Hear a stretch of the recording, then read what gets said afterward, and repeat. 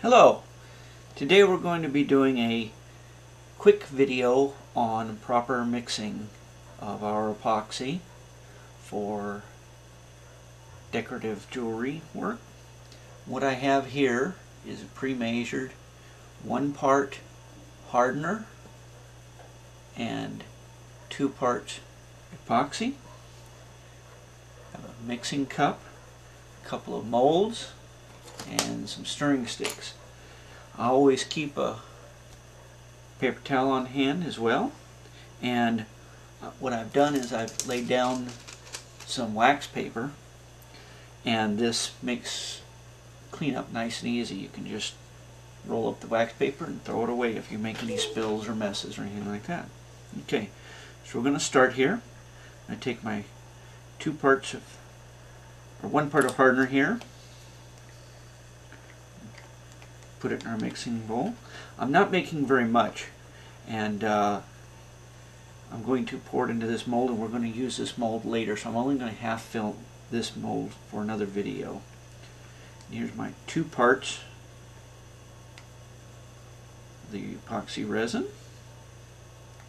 Now our epoxy resin doesn't have any bad odors. In fact, I can't smell it here at all.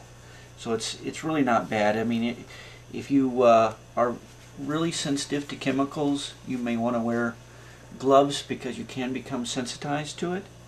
But it's really not a bad substance at all, like a lot of resins are. Now what I'm going to do here is mix this really well. I'm going to see if I can't zoom in here just a little bit. You want to make sure that you mix your resins extremely well, and what I like to do is mix them for at least 1 minute.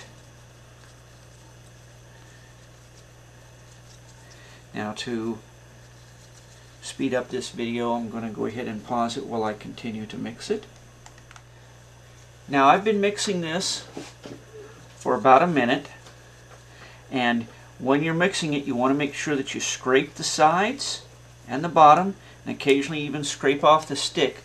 The idea is you want to make sure that you get everything in there mixed. Now, to make really sure that we don't get any unmixed epoxy or hardener in the mold, what we're going to do is take another mixing container. We're going to pour this into that container. Scrape most of it out, but don't try to get every little drop, because some of this in here hasn't been thoroughly mixed, and that's kind of the idea of switching containers. Now we're going to mix this some more.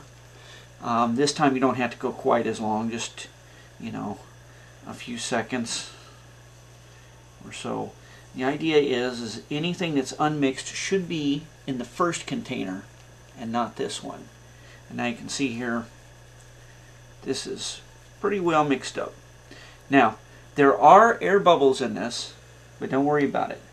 Our epoxy is completely self-releasing, so there won't be any air bubbles in the finished product.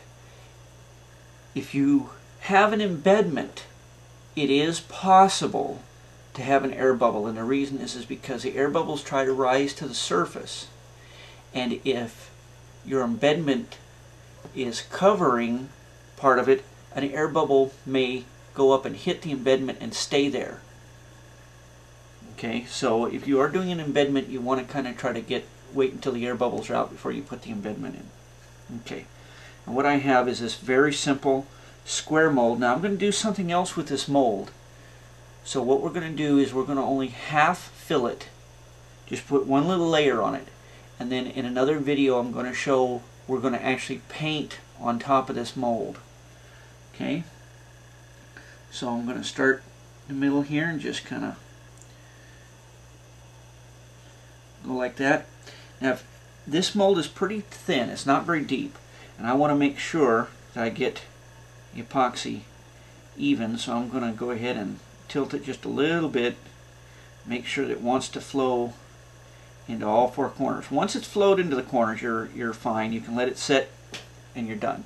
Now I have more epoxy left, so I've got a couple of more molds here that I'm going to go ahead and pour. And this one I can show you how to get epoxy into smaller areas. This one has little fingers here. Again, I'm going to try to zoom in here so you can see this.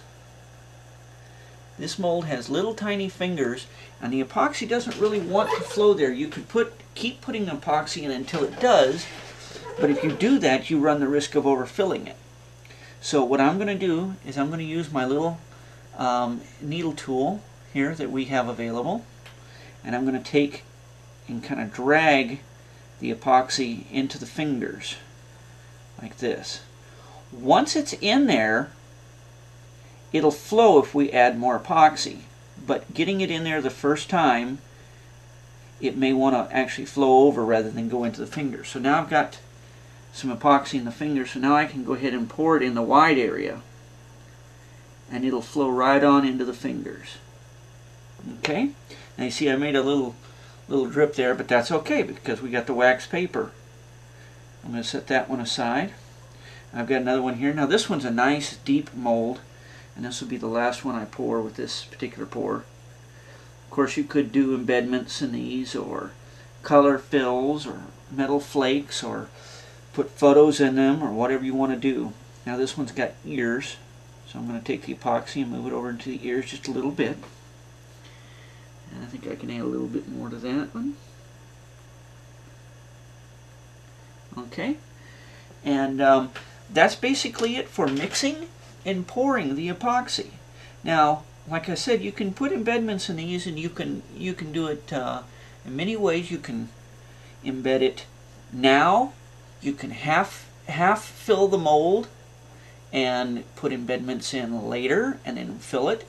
You can also put colors in, and you can do like clear colors, and then on the top of that you can pour opaque colors, and there's just almost unlimited what you can do. So that's going to be it for this video, and we'll see you on the next video.